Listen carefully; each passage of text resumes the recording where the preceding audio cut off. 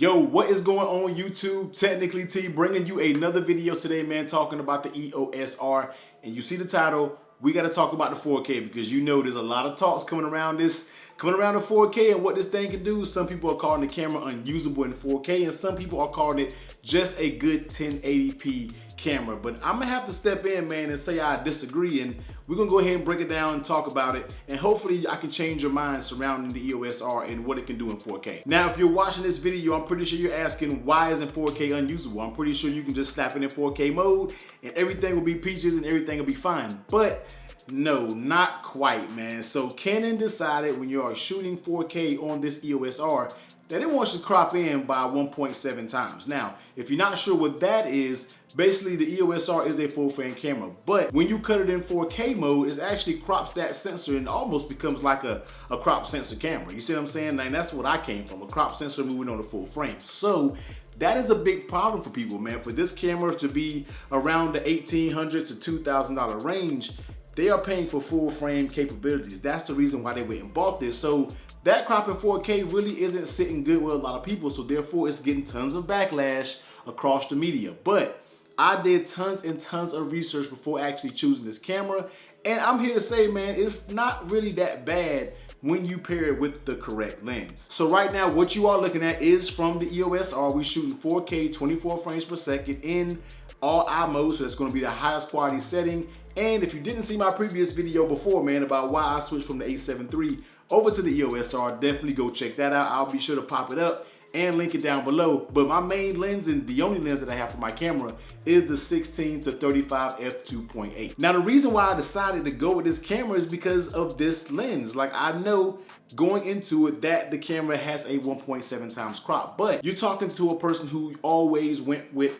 shooting on Sony crop sensors. I had the A7 III, but mostly I did majority of my shooting on this channel with the A6500 and the A6400. So I always use a Sigma 16. You already know the Sigma 16 is like the goat of lenses. I absolutely love it, but I always use that. And the full frame equivalent to that was around 24 millimeters. So when I went to the A7 III, I started to use the Tamron lens. Everybody know how great that Tamron 28 to 75. If I'm not mistaken, I was using that lens doing videos just like this. So I thought about it. I said, well, you know, 16 times 1.7, that's gonna give you roughly around a 27 millimeter.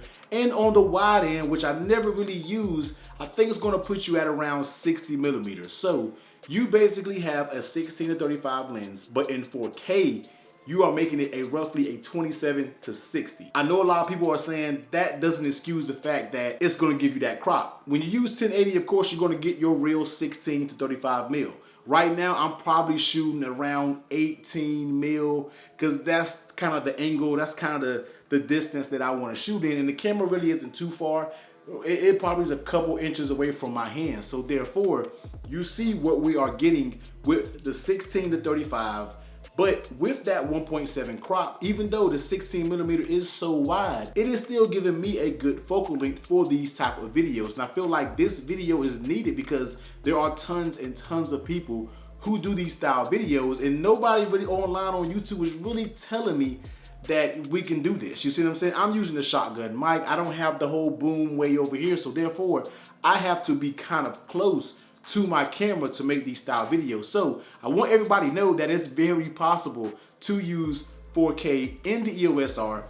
It just depends on the lens that you get. And in my point of view, I feel like it's not that bad. The most popular focal length for cameras most of these days is 24 to 70. So therefore, you have a 27 to 60. So that's kind of the same-ish range. I know it's not exactly, but you get what I'm saying. Now, of course, you can adapt other lenses, man. They have a 10 to 18 EFS lens, which is gonna be even wider.